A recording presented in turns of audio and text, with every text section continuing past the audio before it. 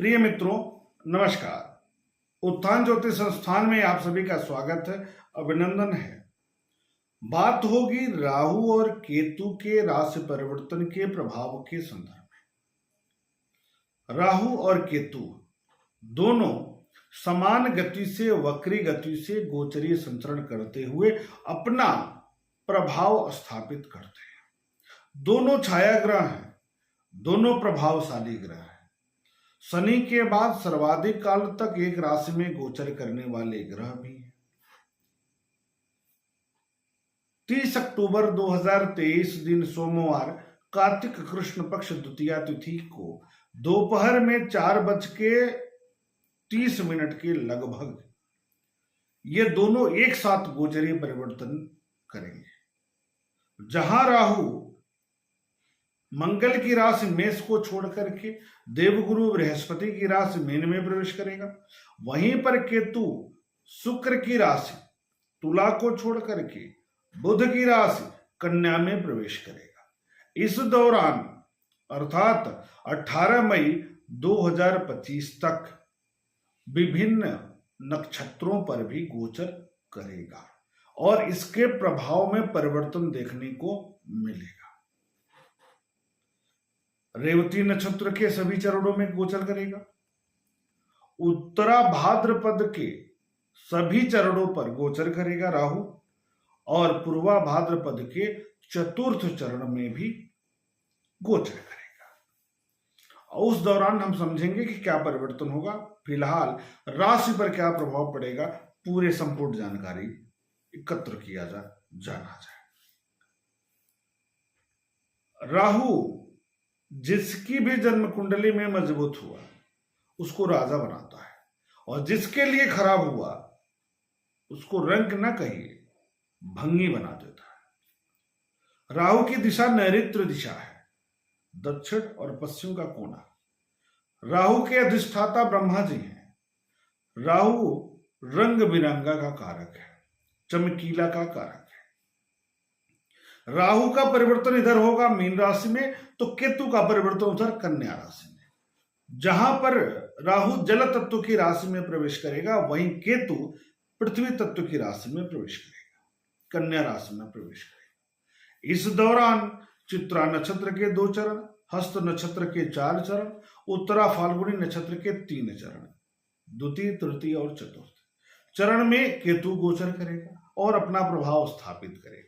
केतु की दिशा वायव्य है। केतु का अधिष्ठाता चित्रगुप्त है, छिद्र युक्त इसे पसंद है। अब तो वो रही बात ये, लेकिन किसी भी ग्रह का जब गोचरीय परिवर्तन हम देखते हैं तो उसके कारक तत्वों को जरूर समझना चाहिए। इससे आप कुछ समझ पाएंगे, कुछ रिलेट कर पाएंगे। राहु केतु के बारे में कुछ जानेंगे तभी तो इसके प्रभाव की चर्चा करेंगे। हवा में बात नहीं करना चाहिए, समझ के बात करना चाहिए। तो अपने गोचरीय परिवर्तन के दौरान अपने सभी कारक तत्वों में केतु और राहु प्रभाव परिवर्तन करेंगे।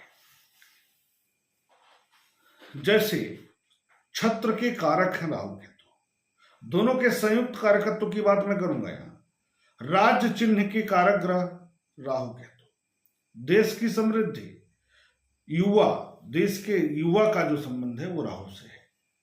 जिस देश राष्ट्र की कुंडली में राहु गड़बड़ है, उस राष्ट्र की युवा पीढ़ी अच्छी नहीं होती। भारत की बहुत अच्छी है। विदेश गमन, घर से दूरी, गंदगी और पवित्रता, हड्डी का रोग, झूठ बोलना, वन पर्वत, नैऋत्य दिशा, वात कफ का रोग, झाड़ फूक, तांत्रिक क्रिया, भूत प्रेत, अचानक भयंकर रोग, झगड़ा, सन्निपात, यशकीर्ति, पताका, अलग होना, सेपरेशन का कारक, भिक्षावृत्ति, कारावास, ज्ञान, मोक्ष, प्रसिद्धि, कर्ज से मुक्ति, कर्ज भी, दिखावा, आडंबर राहु और केतु के अधीन आते हैं, कारक तत्व में आते हैं। और एक बात बता दूं, अलग अलग ग्रहों के साथ जब ये गोचर करते हैं ना, तो उस दौरान कोई और ग्रह आ गया, जैसे सूर्य आ गए तो ग्रहण, चंद्र आ गए तो ग्रहण, चंद्र ग्रहण, सूर्य ग्रहण, बुध आ गए तो जड़त्व, बुद्धि काम नहीं करेगी, मंगल आ गए तो अंगारक, बृहस्पति आ गए तो चांडाल योग, शुक्र आ गए तो लंपट है, बुद्धि कमजोर, कब क्या कर दें कोई नहीं जानता। शनि के साथ धूर्त योग, इस तरह के योग भी बनाते हैं और प्रभाव भी स्थापित करते हैं। लेकिन यहां पर हम वृषभ लग्न, वृषभ राशि वालों के लिए किस प्रकार का प्रभाव स्थापित करेंगे इसको अब जानेंगे। सभी जानकारी ले लिए, अब हम किस प्रकार का प्रभाव स्थापित करेंगे इसको जानेंगे। तो वृषभ लग्न के लिए ये लाभ भाव में राहु जा रहे हैं, पंचम भाव में जा रहे हैं केतु। केतु की अच्छी स्थितियों में एक है तीसरा, छठा और 11वां।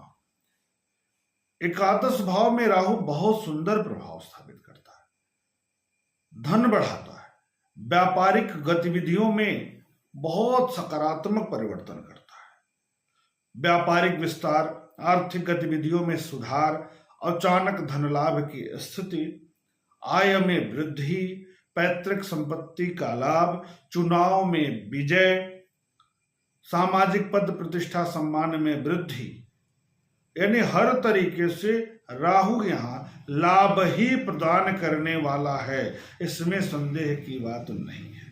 यदि आपकी मूल कुंडली में भी तीसरे, छठे और 11वें राहु विद्यमान हैं और आप वृषभ लग्न के हैं तो 18 महीना आपके लिए एक तरीके से राजयोग की स्थिति राहु उत्पन्न कर देगा। आर्थिक दृष्टिकोण से, कार्यक्षमता के दृष्टिकोण से, विदेश जाने के दृष्टिकोण से, अपने कार्यों में प्रसिद्धि के दृष्टिकोण से बहुत बेहतर होगा। पंचम भाव में केतु भी अच्छा परिणाम प्रदान करता है, शिक्षा जगत से जुड़े हैं तो बहुत अच्छा परिणाम देगा, नौकरी मिल सकती है, पदोन्नति हो सकती है, यशकीर्ति वृद्धि हो सकती है, कार्यस्थल पर आप बहुत अच्छा परिणाम प्रदान कर सकते हैं। अध्ययन अध्यापन के दृष्टिकोण से देखा जाए तो विषय में परिवर्तन करके भी आप लाभ प्राप्त कर सकते हैं, कंपटीशन जीत सकते हैं, लेखन शक्ति बढ़ सकती है, बहुत अच्छी स्थिति।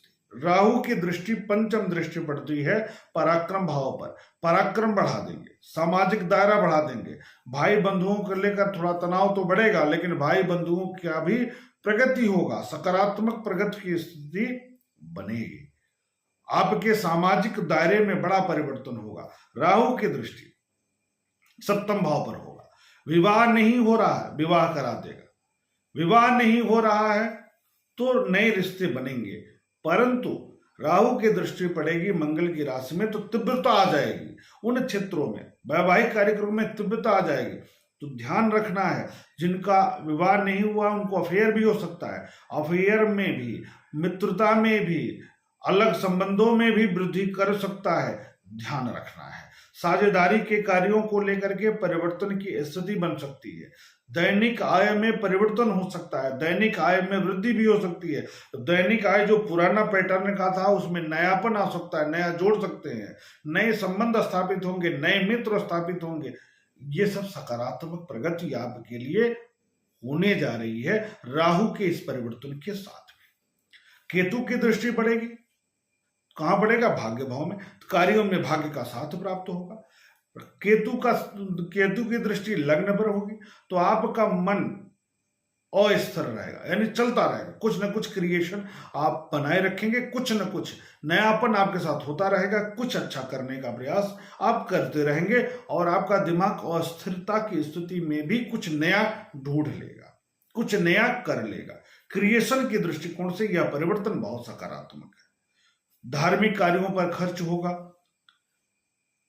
इस बीच में तांत्रिकों के चक्कर में भी आप पड़ सकते हैं, तो सावधान रहने की जरूरत है। रुका हुआ धन मिल सकता है, कहीं फंसा था, क्योंकि इससे पहले जो राहु है चल रहा अभी संचालित है मेष राशि में जब था राहु, तो आपके लिए खर्च के जितने द्वार खोलने थे सबको खोल दिया। रोग पर खर्च, घर पर खर्च, परिवार पर खर्च, बुद्धि का खर्च, विवेक का खर्च, ज्ञान का खर्च, कर्म का खर्च आपके खर्च का कारक रहा, हर तरीके से व्यय कराया, ऊर्जा का व्यय कराया, पारिवारिक तनाव दिया, परिवार में कष्ट दिया, स्वास्थ्यगत समस्या दिया, पेट की समस्या दिया, इनर प्रॉब्लम दिया, शुगर की समस्या दिया, किडनी की समस्या दिया। इन सब से निजात मिलने वाली है, इन सब से दूर होने वाले हैं। राहु बहुत अच्छा परिणाम देने जा रहा है आपके लिए, बहुत बढ़िया परिवर्तन देगा। परंतु स्पॉन्डिलाइटिस हो सकता है, कंधे कमर का दर्द हो सकता है, आंखों की समस्या को लेकर के थोड़ा सा परेशान होंगे, लेकिन ज्यादा नहीं। पहले से सब कुछ निगेटिव चीजें कम हो जाएंगी, पॉजिटिव चीजें सारी बढ़ जाएंगी। आप इस बीच में यदि चुनाव लड़ते हैं, राजनीति के क्षेत्र में है, तो बहुत अच्छा करेंगे। आर्थिक क्षेत्र मजबूत, सामाजिक क्षेत्र मजबूत, राजनीतिक क्षेत्र मजबूत, नौकरी में परिवर्तन, आध्यात्मिक दृष्टिकोण से सकारात्मक परिवर्तन, यात्रा के दृष्टिकोण से सकारात्मक परिवर्तन। इस प्रकार राहु आपके लिए बेहतर करने की स्थिति में है, बशर्ते आपकी मूल कुंडली में द्वितीय, अष्टम, द्वादश इन भावों में न हो, ये ध्यान रखना है। अगर है तो राहु का उपाय करा लीजिएगा मूल कुंडली के अनुसार, मूल कुंडली को देखते हुए इसमें परिवर्तन आप कर लीजिएगा। राहु के मंत्रों का जप करा लीजिएगा, राहु के शांति का उपाय जरूर कर लीजिएगा, तो निश्चित तौर पर 18 महीना आपके बल्ले बल्ले बेहतर रिजल्ट, सुखी आप रहें, ऐसी कामना के साथ मिलते हैं नए कार्यक्रम के साथ। अगर यह कार्यक्रम ठीक लगा तो शेयर करिए, मित्रों को पहुंचाइए, जोड़िए, जुड़िए। लाइव कार्यक्रम भी हम बहुत जल्दी शुरू करने वाले हैं। तब तक के लिए शुभ नमस्कार।